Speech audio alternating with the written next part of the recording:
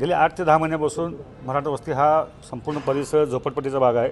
या परिसरामध्ये महानगरपालिकेकडून जो पाण्याचा पुरवठा होतो तो इतका गढूळ आणि अस्वच्छ, ड्रेनेजचं मैला मिश्रित पाणी येते।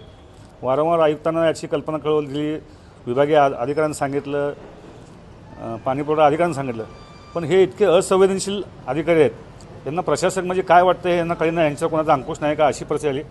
आज तर इतकं गढूळ म्हणजे साहेब ते पाणी बघितल्यानंतर किळस आली, किळस। म्हणून मी मान्य आयुक्तांना फोन केला तर त्या इतक्या असंवेदनशील महिला आहेत, त्यांना खरं तर महिलांची जाणीव असायला हवी होती आणि त्यांनी याची दखल घेऊन ऑफिसला येणं अपेक्षित होतं। मी 1:30 वाजता या ठिकाणी आलो, 3 वाजले तरी आयुक्तांचाच पत्ता नाही। त्यामुळे हे असंवेदनशील अधिकारी आहेत। मी माननीय उपायुक्तांना आता ते पाण्याच्या बाटल्या दाखवल्या, त्यांना एकच विनंती केली की जो पाणी पुरवठा तुम्ही आम्हाला देता, एक तर ते पाणी तुम्ही प्या, जर पिण्यायोग्य असेल तर आम्हाला सांगा, नसेल तर ते पाणी पिण्यायोग्य मी पितो।